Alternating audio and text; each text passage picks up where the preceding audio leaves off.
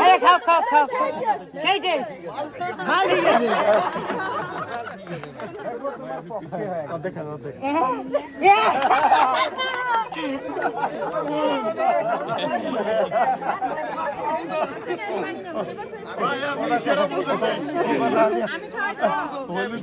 আমি আগে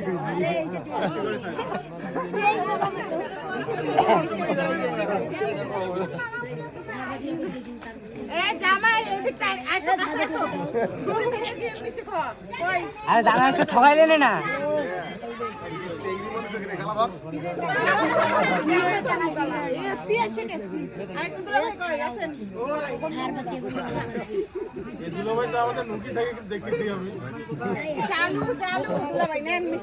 মিষ্টি তো কোনো ভেজাল নাই আরে মুখে স্বাদ ফিরে আসবে